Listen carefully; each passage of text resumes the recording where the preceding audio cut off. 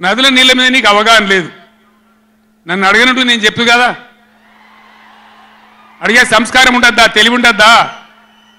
అన్నా ఏం దగ్గర ఇట్లా అంటాను, కేఆర్ఎంపీకి అప్పచెప్పమంటాను, ఏం చేయాలి? ఈ పొన్నాల లక్ష్మయ్య గారు ఉన్నాడు, హరీష్ రావు ఉన్నాడు, నేనున్నా, కడియం సిఆర్ ఉన్నాడు, నీళ్ళ మీద పనిచేసిన వాళ్ళు ఉన్నారు. ఎవరిని అడిగినా చెప్పుతుంటాం కదా. మీకు తెలివి లేకపోతే అప్పచెప్పుడు, ఆగమవుడు, బడ్జెట్ ఆపి తీర్మానం పెట్టుడు. నేను ఒక్కటే మాట మీతో చెప్తున్నా, దయచేసి. నిన్న కూడా అన్నాను నాతో హైదరాబాద్లో, సార్ అసెంబ్లీలో తీర్మానం అయిపోయింది కదా, ఇంకా నల్గొండ చెలో నల్గొండ ఎందుకని. అసెంబ్లీలో తీర్మానంతో అయిపోదు, చెలో నల్గొండతో కూడా అయిపోదు.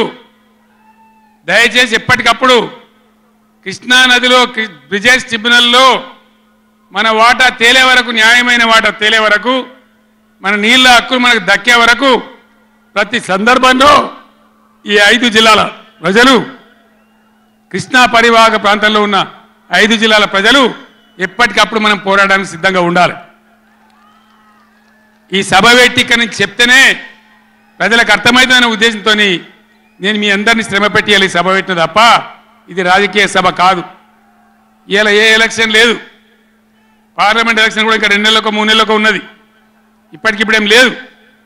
నేను ఇలా వచ్చింది రాజకీయాల కోసం కాదు. కాబట్టి దయచేసి మీ అందరినీ కోరేది, ప్రజలు ఎప్పటివరకు అయితే మన హక్కుల మీద న్యాయమైన పోరాటాలకు సిద్ధంగా లేకపోతే బొండిగా విసికెత్తారు తప్ప మనకు న్యాయం జరగదు.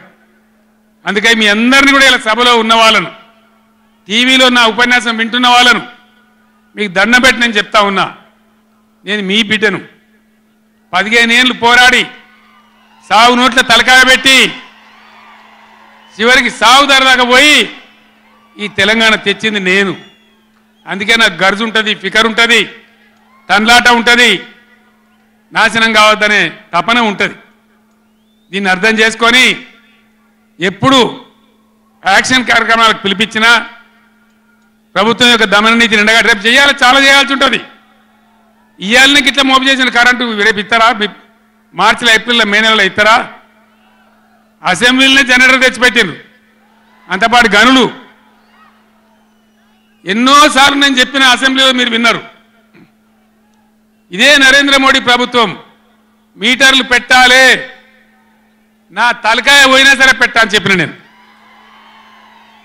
25,000 కోట్ల రూపాయలు ఇయ్యలే మనకి ఇవ్వాల్సినాయి, అయినా పెట్టలే. ఎందుకంటే నా తెలంగాణ రైతులు చెట్టుకోడు గుట్టకోడు అయినరు. హైదరాబాద్ పోయి ఆటో రిక్షాలు నడిపే గతి వచ్చింది.